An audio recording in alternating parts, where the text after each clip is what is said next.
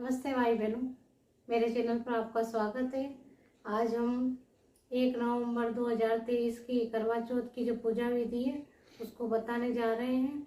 बहुत सी बहनें मेरी जो कि अकेली रहती है और नई नई शादी हुई है तो उन्हें पता भी नहीं रहता और विदेश में भी रहती है, तो उन लोगों के लिए हम ये आज की पूजा विधि बताते हैं करवा चौथ की। करवा चौथ सभी सुहागनों को एक महत्वपूर्ण व्रत है और इसमें माता लक्ष्मी और गणेश जी की पूजा होती है जो हम करते हैं करवा चौथ की पूजा। हमने ये पाटा सजाया है, लकड़ी का पाटा। उस पर कोई भी इस तरह का लाल कागज़ या कपड़ा बिछा सकते हैं। और ये हमारी पूजा सामग्री है। पूजा सामग्री में हमें चौथ माता की व्रत कथा की पुस्तक जो कि बाज़ार में मिलती है। यदि आपके पास नहीं है तो आजकल नेट पर भी कथा कहते हैं, यूट्यूब पर भी मिल जाती है कथा और गूगल पर भी मिल जाती है। तो ये है पुस्तक और ये चावल है, दोनों कलरफुल। और इसके अलावा ये हमारी पूजा सामग्री है जिसमें करवा है और जल का लोटा है और ये पुष्प, कपड़ा, दीपक और ये पूजा सामग्री और साथ में ये सुहागन कलपने के लिए चौथ माता को चढ़ा के किसी भी बड़ी सुहागन को ये भेंट करेंगे। तो ये हमारी पूजा सामग्री है और अब करते हैं हम पूजा की चालू विधि। तो सब हमारे पास ऐसा फोटो बाजार में भी मिलता है, लेकिन हम ये पुस्तक को ही लगा लेंगे यहाँ पर। और ये लक्ष्मी गणेश जी जो कि चौथ माता का रूप है, इनको रख लेते हैं। यदि आपके पास ये भी नहीं हो तो आप कोई सी भी माता जी, वैष्णव देवी या चौथ माता बरवाड़ा की या किसी भी माता जी का फोटो आप लगा सकते हैं। और अब करते हैं हम पूजा विधि चालू। तो सर्वप्रथम हम क्या करते हैं कि ये जो चावल है, घर में कोई सा भी अनाज ले लो। चावल है मेरे पास तो मैंने चावल को कलरफुल बनाया है और इनसे हम गणेश जी की यहाँ पर बनाएंगे। गणेश जी सर्वप्रथम गणेश जी बनाएंगे हम। तो गणेश जी को ऐसे बनाते हैं।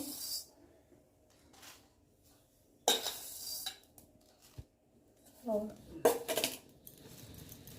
गणेश जी चावल के बना लेंगे हम। इनके हाथ और इनके जो पैर है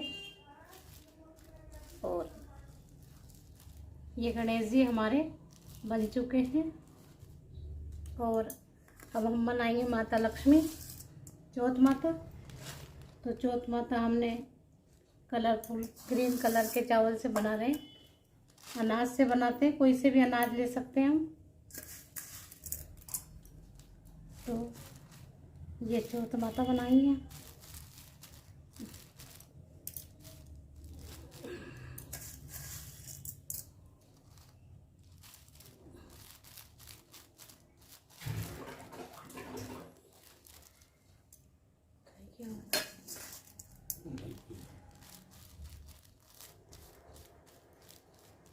इस तरह से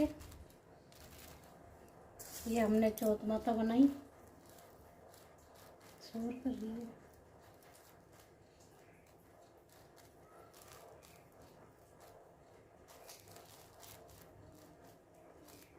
ये हमने चौथ माता बना ली। ये गणेश जी बना लिए, ये चौथ माता बना ली। और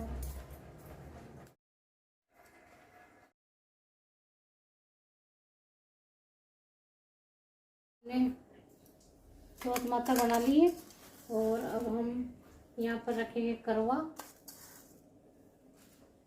और यहाँ रखेंगे जल का पात्र। तो ये हमारा करवा है, बाजार में मिलता है ऐसा। और चौथ की पूजा करते हैं जब ये करवा लाते हैं तो इसमें हम डालेंगे अक्षत, चावल और पतासा और हल्दी और पैसा। ये चीज़ हमने इसमें डाल दी और इसको हम यहाँ पे स्थापित कर देंगे। यहाँ पे स्थापित कर देंगे। और अब जो है ये हम पूजा करते हैं। चौथ माता की हमने बैठा दिया है और इनकी अब हम पूजा करते हैं।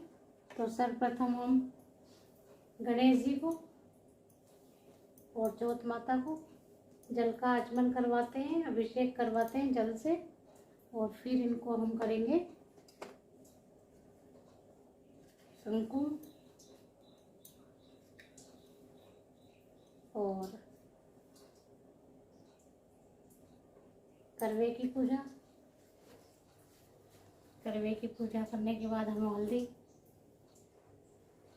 चढ़ाएंगे, करवे को भी हल्दी लगाएंगे और इसके बाद चावल चढ़ाएंगे और चावल हम चढ़ा देते।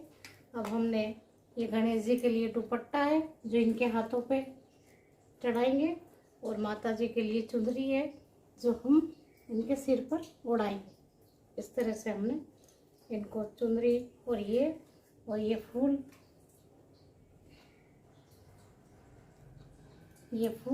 इनको चढ़ा देंगे यहाँ पे सिर पर।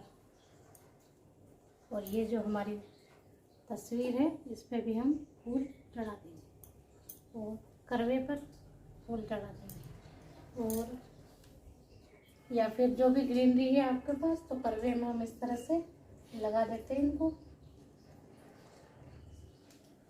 और फिर करवे में ये लच्छा बांध देते हैं।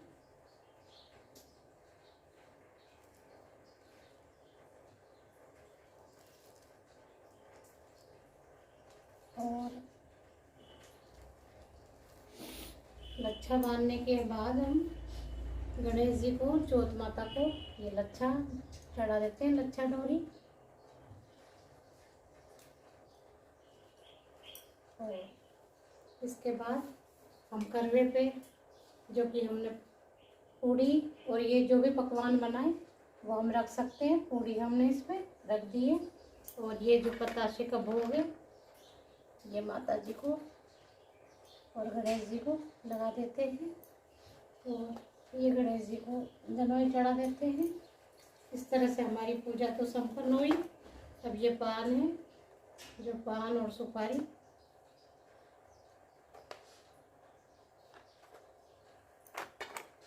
ये हम चढ़ा देते हैं। ये हमारी पूजा तो संपन्न हुई। और इसके बाद में हमने जो ये साड़ी किसी भी सुहागन को देनी है भेंट, या तो सासू जी को या ननद जी को या जेठानी को, या फिर आपके पास में जो भी कोई आपसे बड़े हो उम्र में और सुहागन हो उनको आपकी ये भेंट करनी है। तो इनमें तिलक लगाना है, चावल रखना है, इसमें सारे सुहाग के सामान है, चूड़े हैं और ये मांग भरने का काजल, बिंदी और ये सब, और ये उनके पति के लिए, सुहागन के लिए। और इसमें हमने इनको चढ़ के पूजा कर दी है और इसके भी कलप के और आरती कर दी है। हमको चौथ माता की आरती याद हो तो हम चौथ माता की आरती बोल सकते हैं।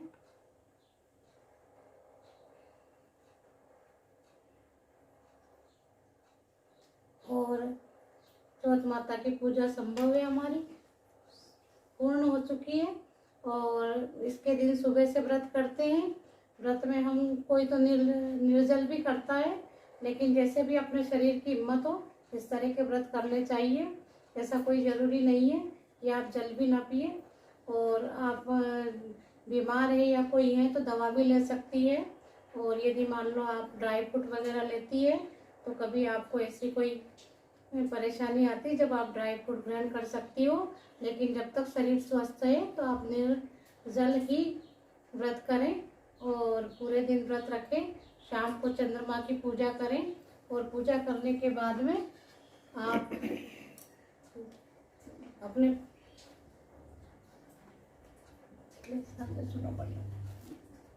आपकी पूजा संपूर्ण हो चुकी है। और शाम को जब आप चंद्रमा को अर्घ देंगी तो कहानी सुनेंगी, जब चावल रखेगी। और ये कहानी या तो पुस्तक में से पढ़ेगी या फिर कहीं से नेट पे से या किसी के द्वारा सुननी है। और ये कहानी मैं भी इसका वीडियो डालूंगी तो आप उसका लिंक में देख सकती हैं। और कहानी सुनने के बाद में आप माता जी को प्रणाम करेंगी, सदा सुहागन रहने का आशीर्वाद लेंगी माता जी से। और फिर आप सुहागन का आशीर्वाद लेने के बाद में आप जब चंद्रमा उगेगा रात्रि को, तो आप चंद्रमा को पूजा करेंगी, पूरी सब सामान चढ़ाएंगी, प्रसाद वगैरह सब चढ़ाएगी, जो भी खाना बनाया वो भी चढ़ाएगी। और फिर चंद्रमा को अर्घ देने के बाद में आप चंद्रमा को इस तरह से देखेंगी और पूजा करेंगी। और फिर पति के दर्शन करेंगी, उनसे आशीर्वाद लेगी और उनसे ये जो जल का पात्र है इससे आप जल पिएंगी। इस तरह से आपकी करवा चौथ का व्रत पूर्ण हुआ। करवा चौथ के दिन आपको 16 श्रृंगार करने हैं, चुंदरी की साड़ी या सुहाग का जोड़ा पहनना है और मांग भरनी है, बिछुआ पहनना है, मंगलसूत्र पहनना है।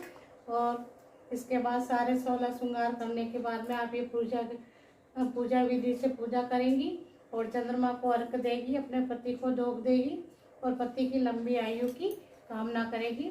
इस तरह से हमारी ये करवा चौथ की पूजा पूर्ण होती है। धन्यवाद।